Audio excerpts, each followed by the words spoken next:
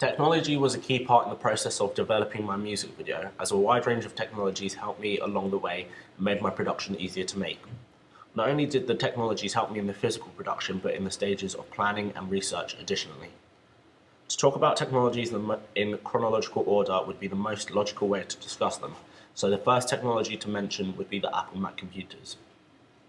These computers were the center of my production, as they allowed me to access the internet to research, use a range of online and offline softwares such as Word and Prezi to note down ideas, and present them to examiners and others in my group.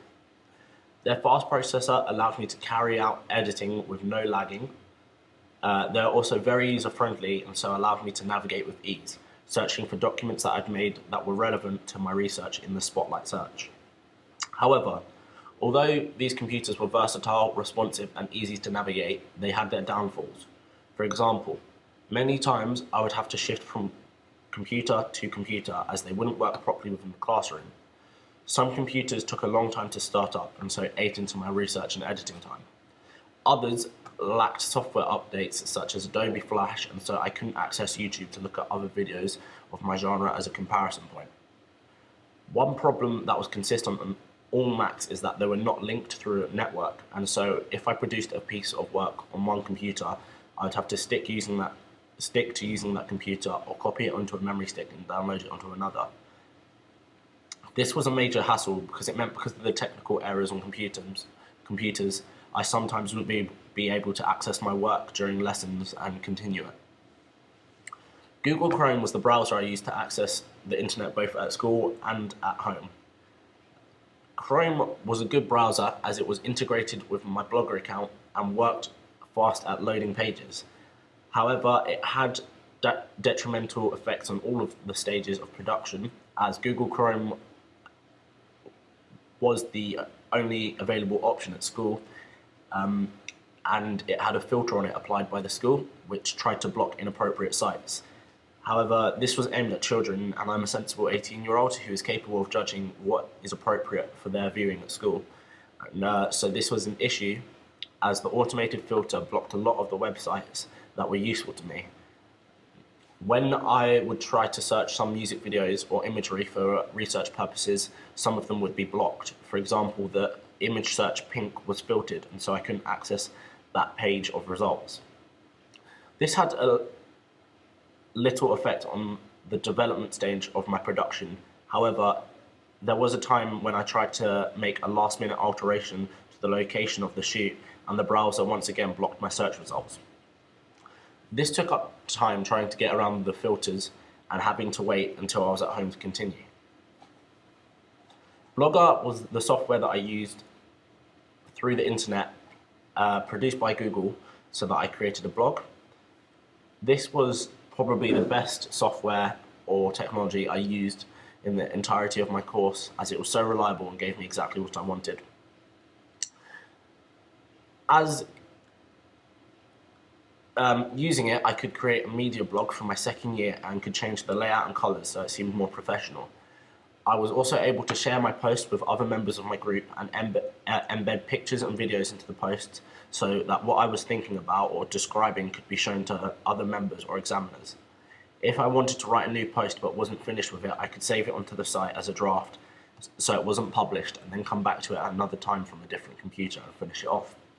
Although trying to place pictures in the post was quite fiddly, it was definitely worth a large amount of it was definitely worth it, as a large amount of qualitative data rich in detail could be compiled and distributed for others to see. This meant that in the planning process, we all could look at each other's blogs and be on the same page about ideas, therefore meaning less time was used to hold production team meetings about ideas or plans. During the planning and research stage, I had to develop a questionnaire to highlight my target audience and understand their needs and demands. To do this, I used a website called SurveyMonkey, and this performed a fantastic job. It provided me with a range of structures to ask my questions that provided me with quantitative data that was easy to analyze, such as which age groups tended to enjoy electro music. In addition, it gave me the option to ask questions that produced qualitative data. They were rich in detail and depth, so I could understand how they felt towards topics such as expectations of videos in this genre. I could share this on a variety of social networks and gather a large sample of participants relatively fast, meaning I could move into a new area of research sooner. ScribeD was another website that I used during my time spent on the course, and I could say that it was almost a necessity. ScribeD allowed me to convert PowerPoints to a format that could be viewed online, so nothing had to be downloaded to be viewed. I used this in multiple areas. The most recent area is my evaluation question, where I discussed what I found out from my target audience. This was a minor thing, but helped in terms of presentation of my blog, as it would be easier for audiences and examiners to view my work and would reflect professionalism. When we moved on to filming and editing stages, we moved on to a new set of technologies that weren't so popularly used by the general public. To film, we used the Canon 600D, which is a top-of-the-range camera costing around £750 depending on where you're looking. It has a 5 out of 5 stars on which.co.uk customer review section, so it's clearly reliable, user-friendly, and produces fantastic photos and videos. Its diverse features, like being able to manually alter the ISO, shutter speeds, and image stabilization, means that it allowed me to get the best finish possible to all of my products. The ISO regulation came in handy when we were filming in particularly bright areas, so adjustments meant that the lighting within the shot was able to be manipulated through the camera rather than manipulating the set or the location. However, at first the camera was difficult to use, as all of the features and their abilities confused me. This meant that I wasn't able to use them adequately, but after some practice it came with ease. To edit, we used a software called Final Cut Pro that allowed us to produce high quality productions. Using this, we were able to carry out a range of editing techniques to make our video conventional of others alike. For example, we were able to overlap shots and make them opaque so that both items filmed were visible at the same time to create a surreal feel, and at the same time adjust the colour within the shots to make them seem more vibrant and warm. This allowed my production to seem more professional than if we used a software like iMovie, as Final Cut was very user-friendly and made complicated techniques easy to the user. To edit the pictures for my digipack and poster, I used the online software Pixar Editor that is free for all users. This was beneficial as it meant that I didn't have to pay to use their products and so reduce the cost of my production. This allowed me to alter my digipack pictures to my need, cropping them and once again altering the colours and adding or removing things into the picture. For example, although it was not in my finalised product, in my digipack I tried to superimpose a moon into the sky.